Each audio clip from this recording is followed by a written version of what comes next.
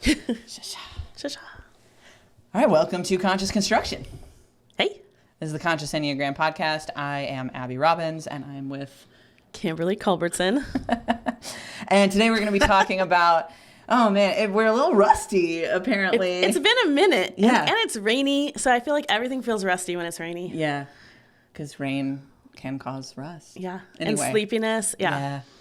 Anyway, we're here actually finishing up the Beyond the Basics series that we had planned. And we're going to be talking about the centers of intelligence. I love that we are talking about this last because I think most people, when they come into the Enneagram, you talk about it first. And I think the reason for that is that you can just follow it all the way around the circle. Yeah. You know, not because it's necessarily the most important thing, but just because it's easy to go through. It's an easy place to start as you're thinking about all the different ways that the Enneagram makes triads of 3. Yeah. And what's interesting, or I guess maybe what's challenging about always starting, like always having the centers of intelligence be the entry point for people, is that often people aren't paying attention. Right. Or like centers of intelligence don't have a lot of context because you aren't familiar with the whole system. And so it can be something that, although everybody has a general idea of, there's 3, they're head, heart, body, a lot of times the information stops there. What people can really grasp hold of and use effectively ends at those 2 facts. Yeah. And in each center, there's one type that kind of is the caricature of that center. And if you are one of the other types, it might then be very hard to identify yourself with that center. So, for example, in the body center, a lot of times people are describing the whole body center in a very 8-like way. Yeah. And then if you're a 1 or a 9, you're kind of like, you can't see yourself as well there. Yeah. And there's not enough space when you're just starting to really get into the nuance of that. And so it's fun to do it at the end because we've gotten into the nuance of all the types, and now we can get a little bit deeper into these centers of intelligence. So, Abby, when you describe why it's called the center of intelligence, what do you tell people? So all of this actually stems back to Gurdjieff, the guy who brought the Enneagram to the West, and he wrote in his book, Tales to or from Beelzebub's grandson, something like. Wow. Beelzebub is the name in there. It's a guy. I don't know.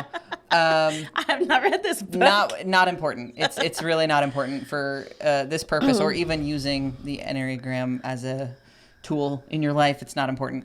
But like the grandfather of the Enneagram, he wrote this. Yeah, he wrote this. And one of the things that he talks about through some interesting like different perspectives in this book that he's written is that he...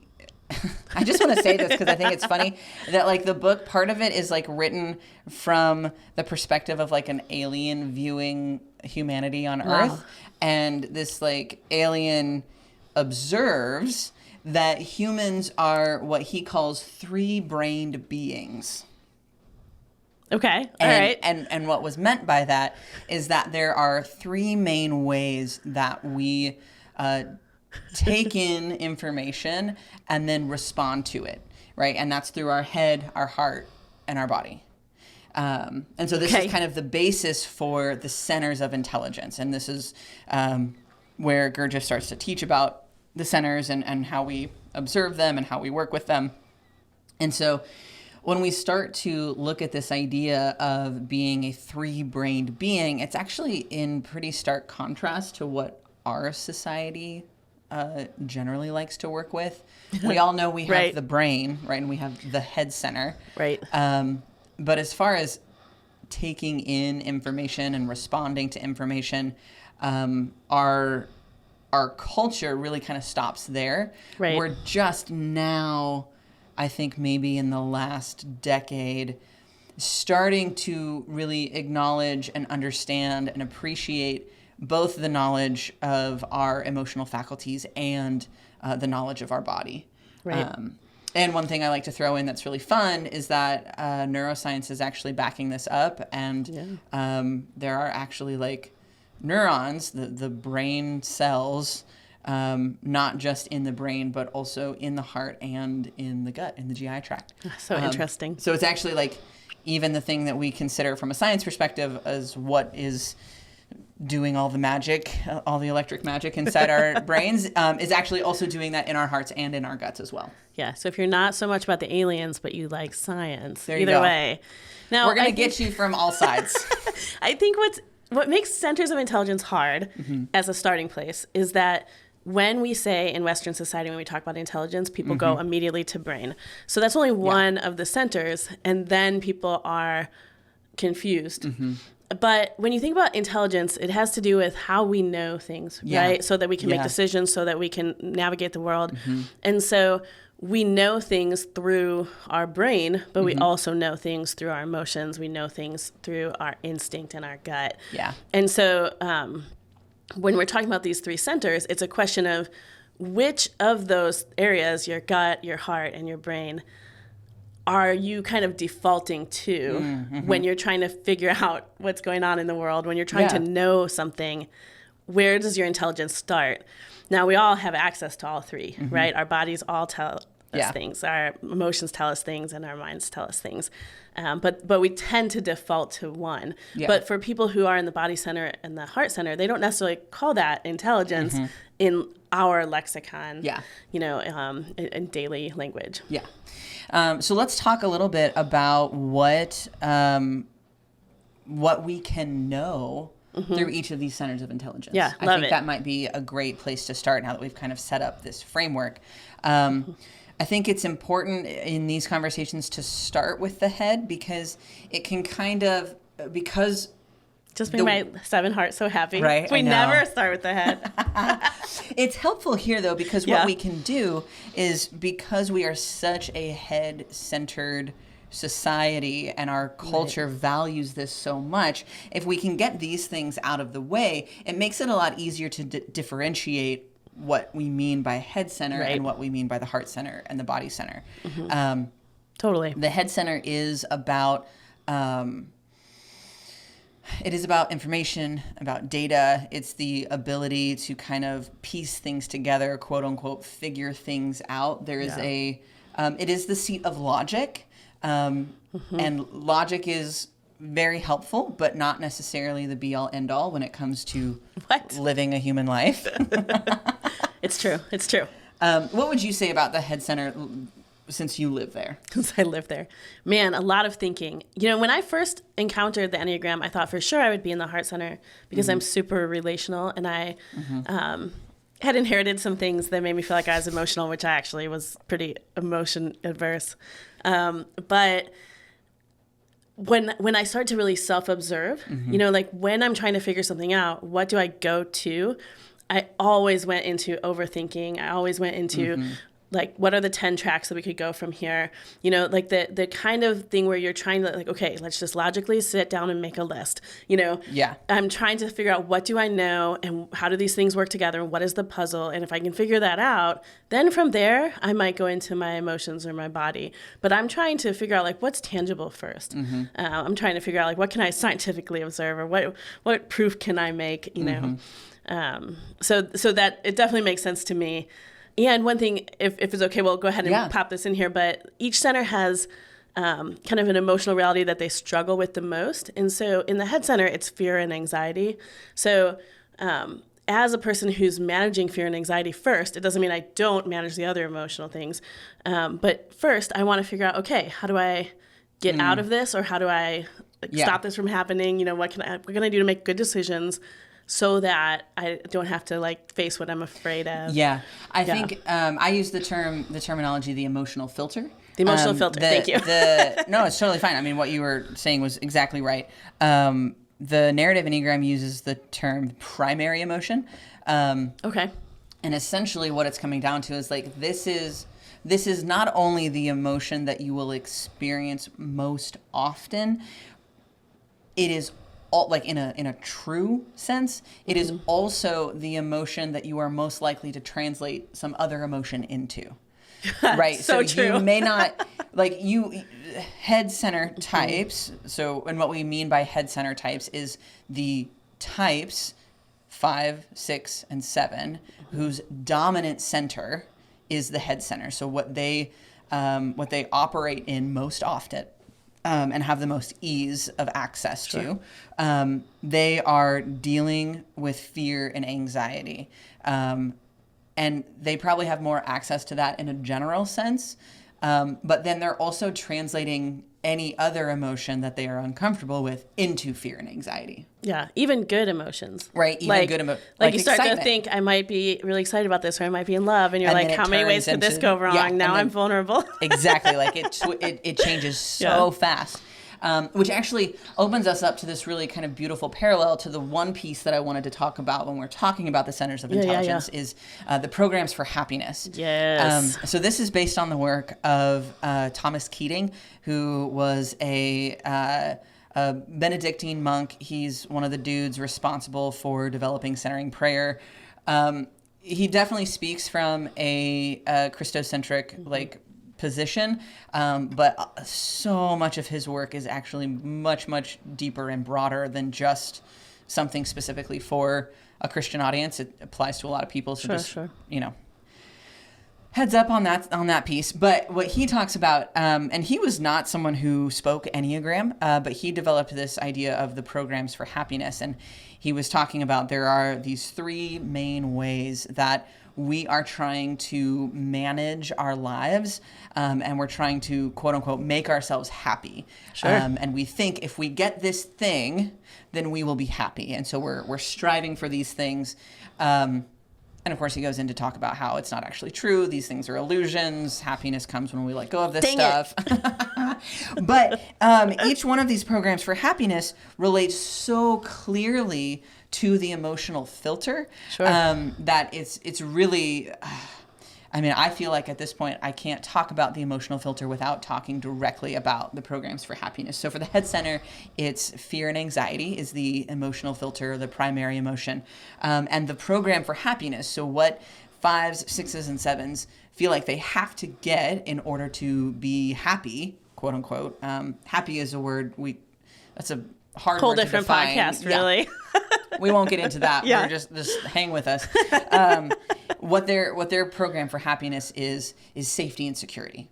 Yep. Right. So you can see how those directly, like, because you are dealing with fear and anxiety, you are in a constant bid for safety and security. Yeah. And we're trying to figure out how do we get there with overthinking mostly. Yeah. So I think when we look at when we look at the programs for happiness, we can really see very clearly, look at how almost all of a type's behavior can be contexted in what do they think they need in order to be happy. Yep, absolutely. Yeah. So it's an interesting thing to think about and to look at as we look at the types and go around the circle, and then seeing, center by center, this correlation to the primary emotion. Yeah, and I think when you get into the primary emotion and that program for happiness, you get way beyond do you like to think or feel more? Yeah, which I think exactly. really isn't the easiest way to see the center. Yeah. But when you get into the program for happiness, that's easier to observe.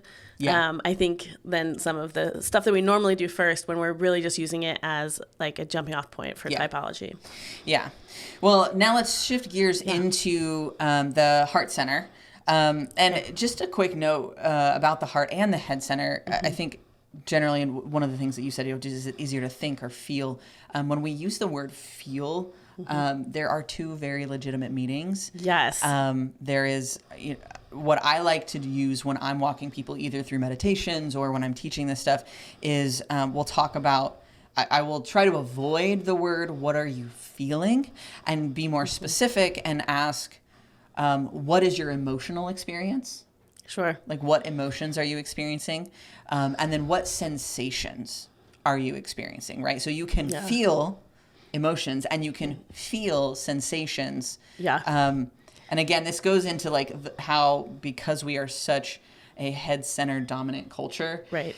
We don't have a lot of refined skill in how we talk about the other centers. And so in some ways you can see how this general, like you said, lexicon lumps both of them in together. Yeah. And so whenever you start with centers, I feel almost 95, 97% of the time, the next question is, well, what's the difference between instinct and feeling? Because when we have a gut instinct, we go, something doesn't feel right. Yeah. But that's not an emotion. That's an instinct. So this is a point when you get into gut versus heart, it's very confusing when you first step into it. And I think you're naming it perfectly, that there's these sensations in your body and there's, like what you are in your emotional experience. So let's dive into the heart center. So the heart center is concerned with it's concerned with relationships. So this is like the seat of all relational experience, right? So this is where we tend to our connections with other people. Sure. I like to use the example that, because some people are like, well, I had a really strong intellectual connection with someone. And I say that's not real. Because it's not. Well, they must love that. Oh, yeah, I know. Well, my type's coming out a little bit in that, of course. But what I mean by that is you are excited about the fact that you have great conversation. That you have a good conversation, or that you're interested in the same things, or that you can talk about the same things.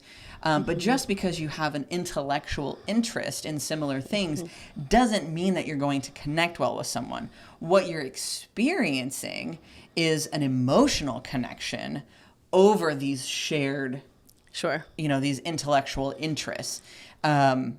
Where you could have the same interests as somebody else, but not have an emotional connection. For sure. Right. And so, and I think it's worth saying, we all experience all three centers. Exactly. So if we get too much into, well, I'm in this one and I'm not in this one, it's always going to break down, because all the types are in relationship. Yeah. All the types have emotions. But which one is leading, which one's in front? Exactly. Yeah. And that's really what's important, because what's happening in this is diverging a little bit from the heart center, but what's happening in our experience is that everything is happening all at once. And we are just choosing which pieces we pay attention to. That's what determines the dominant center. So that's so good. Every physical sensation has an emotion. Every emotion has a thought. Every thought has a physical sensation, has an emotion. And I like to use the example of stubbing your toe. You have a physical sensation that immediately elicits a thought, which is often explicit, and then an emotional experience, right, that's happening at the same time. I'm so angry that this bookshelf is in the way, right? Whatever. So and that you got a detention for swearing in gym class. Exactly, or whatever it is. It might be specific to my experience, but but that's like the little piece that I like to use just to illustrate that all of these are happening all at once. But what you pay attention to is really what's determining your dominant center. So back to the heart center, we have we're dealing with relationship. We're dealing with our emotions, so the things that we quote unquote feel that are not necessarily related to our physical sensations. The heart center is also, it really is how we connect to the outside world. Like that's really what it is designed for. It's where we have the primary emotion of shame. Shame is, there's been lots of research done on shame, in the last 10, 15 years. Thanks, Brene. Thank you, Brene Brown. I hope you watch this podcast. And then come on it. Yeah, right? That'd be amazing. But really, shame is something that is, it is connective in its lack of connectedness. Like you feel shame because you are afraid of being connected or afraid of not being, afraid of disconnection. Unworthy of connection, yeah. Yeah.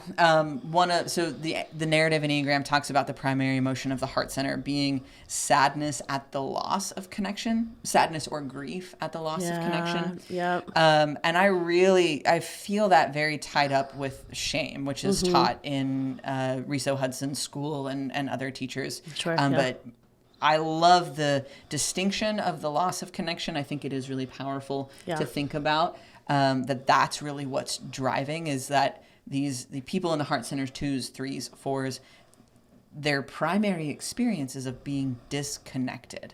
And so because of that, we move into the program for happiness, which is the thing that they're trying to get in order to quote unquote feel whole, happy, etc. And that is approval and esteem. Yes. Right. Yeah, So yeah. each one of these types, 2s, 3s, 4s, are trying to get the approval and the esteem of the people around them Right. in 3 different ways. Yeah, so that they can stay connected. Yeah. And so you can look at their behavior as almost every behavior in their type as a bid for approval and esteem. Yeah, absolutely. Yeah. Yeah, I've been thinking since you were talking, I've never thought about shame in that way exactly. But it's like, could you even have shame in a vacuum? You almost need someone else to observe it. Yeah. You know, like what will people think? How will people respond? Yeah. If they see this part of me. Well, it's funny that you say in a vacuum, because it truly is. Shame only happens in relationship. It only happens in relationship, but it only happens in a disconnection from the relationship, right? So in some ways, shame only exists in a vacuum, right? Like, or a fear of disconnection. Yeah, like the fear of disconnection. When we aren't sharing and staying connected, that's when shame flourishes. Yeah. Where when we can move towards connection, right? Brené Brown talks about like shame grows in the shadows or something like that. I'm not good at quoting people. I'm pretty sure she said that. If not, she can take credit. But that when we shine a light on it, when we open up to it, shame can't survive. Right. Yeah. And a lot of times it's actually shame that's short-circuiting the connection. Exactly. Because we're afraid if we are fully seen, then we won't get to be connected. The piece that we're hiding because we're ashamed of it or we are afraid of feeling shame is actually the way that we're not giving ourselves fully into connection. And a lot of times when you bring that out into the light and connection, it turns out your connection is stronger, not weaker. And it's so interesting because these bids for approval and esteem actually also allow shame to flourish because they're not real authentic connection, right? They actually fuel more shame because, I have to do this in order to get quote unquote connected. It's like approval and esteem become this stand-in for true authentic connection. Yes. Yeah. And I think we're going to see this around the whole circle. Exactly. Because just like overthinking doesn't actually make you safer and more secure, like giving into shame doesn't necessarily make you more connected. Yeah. I would say but they're related in terms of what our programs for happiness are. Yeah, I would say that like the bids for safety and security are a cheap substitute for belonging. Yeah, yes.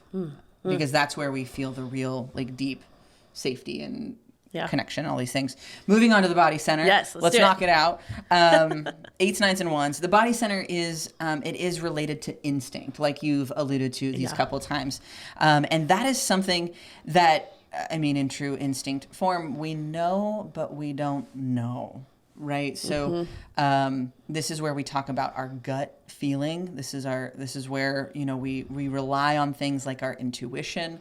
And we are also very in tune with our like bodily functions, with our sensations, our digestion, all of these sorts of things. The body center, the way Gurdjieff teaches it is there is a moving center and, what's the other one?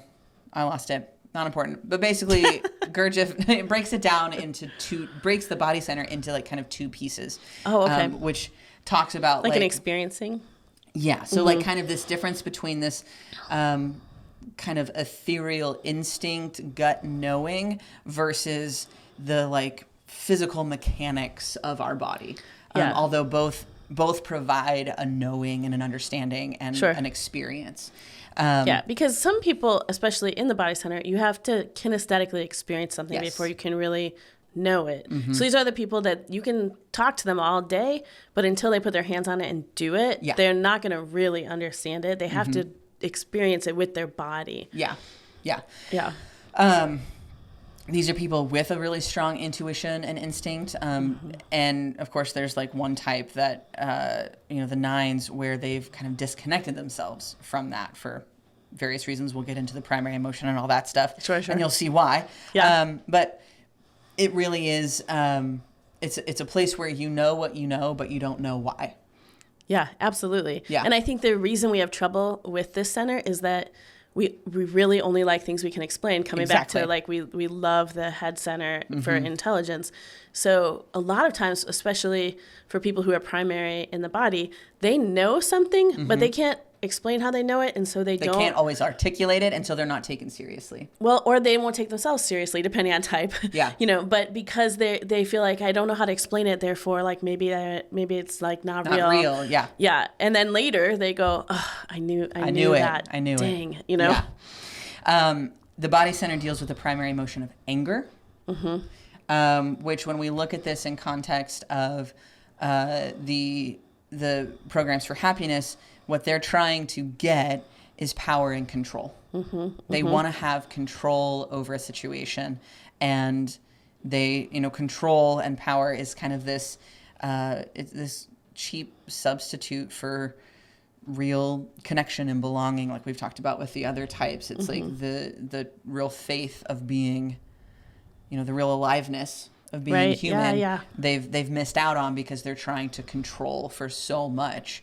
And we talk, our culture is starting to talk a lot more about boundaries and those sorts of things.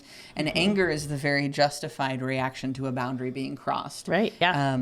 Boundaries, like the body types, are where, like, your body center is where boundaries are set and enforced.